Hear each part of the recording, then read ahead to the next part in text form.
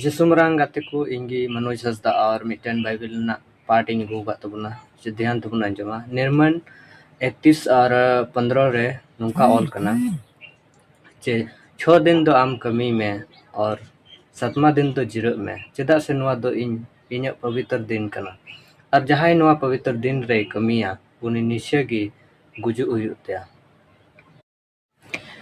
और नुआ दो मिटन इन्या और इजराइल ना मिटन चिन्ह ताहेना चेदा से ईश्वर दो नुआ धरती 6 दिन रे जतो सिरमा और धरती बनाव केदा और 7मा दिन रे दो जिरोना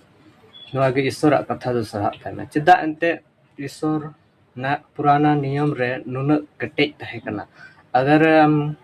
गलती का कान खाए आमा गुजुर ना दो निश्चय गी ताहे कना पुराना नियम अडी कड़क ताहे कना जे नया नियम रे यीशु मसीह हेज कते अबुआ पाप तिना ताहे कना ओनाय आया मायांग ते अरुप के तबना और यीशु मसीह मेंदा अगर इन्या nyutum ते आपे मोने पे बदल कान खाए निश्चय गी पे आपे पे बचला मेनखान पुराना नियम अडी कटे ताहे कना अगर जहां गलती का कान थे खाय दो लाह दुकु को ये को थे मेनखान नया नियम रे बदल कदाय चेदा से अबुआ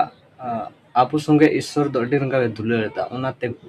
बदलना जे आबु बुन बदल और जेमन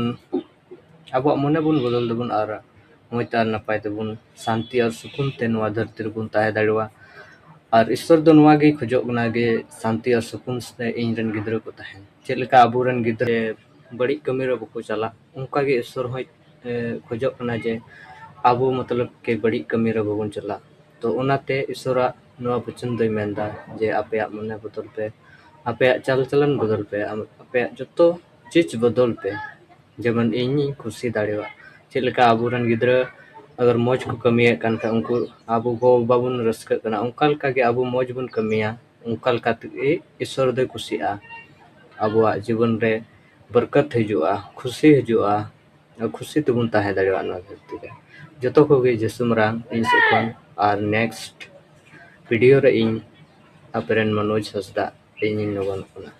जसुमरांग जतो को